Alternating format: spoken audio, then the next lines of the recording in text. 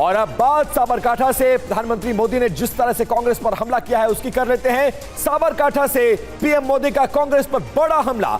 आज का भारत डोजियर नहीं डोज देता है, ये कहा है प्रधानमंत्री नरेंद्र मोदी ने। नया भारत आतंकियों को घर में घुसकर मारता है। जब आतंकवादी आते थे, बहुत बड़ी घटना करते थे, मुंबई में 26/11 कर दिया, हिंदुस्तान के अलग अलग कोने में बम धमाके होते रहते थे, लोग मर रहे थे। कश्मीर में आए दिन हमारे वीर जवान शहीद होते रहते थे। और उस समय की कमजोर सरकार क्या करती थी? डोजियर भेजती थी।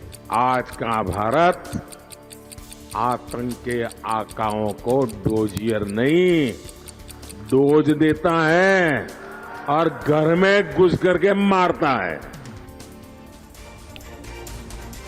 इस दौरान पीएम मोदी ने कांग्रेस की मोहब्बत की दुकान पर तंज कसते हुए कहा कि उसे एक फेक फैक्ट्री करार दिया है। गुजरात के साबरकांठा में पीएम मोदी ने कांग्रेस की मोहब्बत की दुकान पर तंज कसा। उन्होंने कहा कि मोहब्बत की दुकान में फेक सामान, फेक नारे, फेक वादे हैं।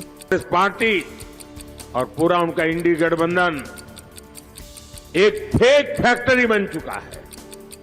ये कहते हैं, खुद तो बड़ी बड़ी बातें कहते हैं मोहब्बत की दुकान, लेकिन इनकी मोहब्बत की दुकान ऐसी है जो फेक सामान, फेक नारे, फेक वादे इसको बांटने में लगी हुई है। लोकसभा चुनाव प्रचार के दौरान पीएम मोदी ने एक चुनौती कांग्रेस पार्टी और विपक्ष को भी दी है। इस रिपोर्ट में देखिए। पीएम ने कहा है कि विपक्षी गठबंधन इंडिया देश को लिखित में ये गारंटी दे कि वो धर्म के आधार पर आरक्षण कभी नहीं देगा। इंडी गठबंधन को मेरी चुनौती है कि घोषित करे कि वो गारंटी दे देश को, लिखित में दे, क्योंकि उन पे भरोसा नहीं कर सकते, कि वो धर्म के आधार पर आरक्षण नहीं देंगे। घोषित करें। दूसरी घोषणा करें, एससी, एसटी, ओबीसी और सामान्य वर्ग के आरक्षण को कभी भी हाथ नहीं लगाएंगे। करें घोषणा। बड़ी खबर, प्रधानमंत्री मोदी आज गुजरात में करेंगे प्रचार। आणंद, सुरेंद्रनगर, पीएम मोदी इन जगहों पर रैलियों को करेंगे संबोधित। जूनागढ़ और जामनगर में भी पीएम की जनसभाएं हैं आज।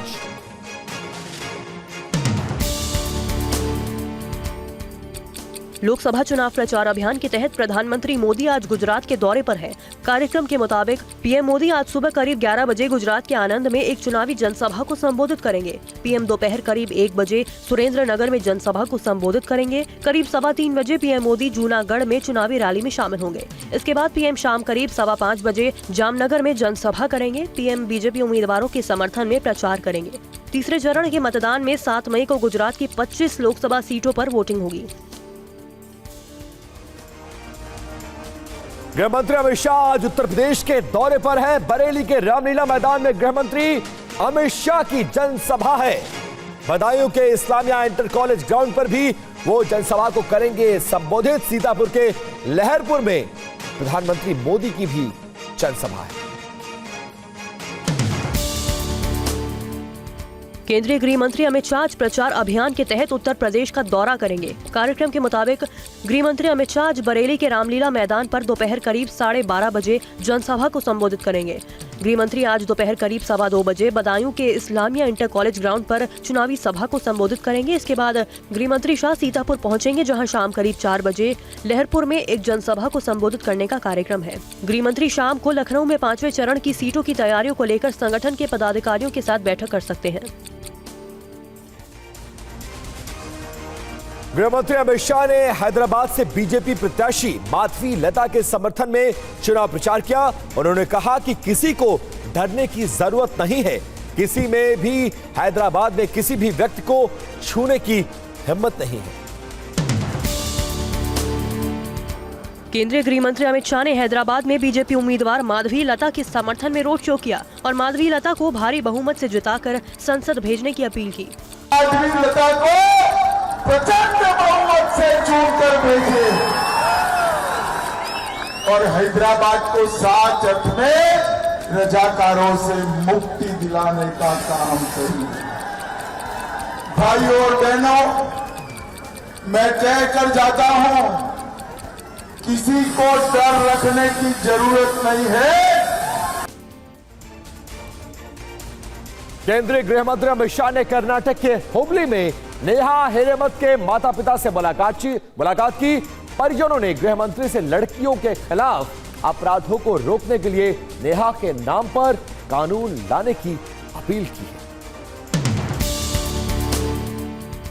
केंद्रीय गृह मंत्री अमित शाह ने कर्नाटक में कांग्रेस पार्षद निरंजन हिरेमथ से मुलाकात की और उनकी बेटी नेहा हिरेमथ को न्याय दिलाने का आश्वासन दिया। उन्होंने कहा कि अगर जरूरत पड़ी तो मामला सीबीआई को सौंपा जाएगा। नेहा मर्डर केस के बारे में बताते हुए निरंजन हिरेमथ ने गृह मंत्री को एफआईआर की कॉपी दी। साथ ही उन्होंने ऐसे मामलों में मौत की सजा की मांग की। 23 अप्रैल को बीजेपी अध्यक्ष जेपी नड्डा ने भी नेहा के परिवार से मुलाकात की थी। फयाज खोंडो नाइक नाम के आरोपी ने 18 अप्रैल को हुबली के बीवीबी कॉलेज कैंपस में चाकू से गोदकर नेहा की हत्या कर दी थी।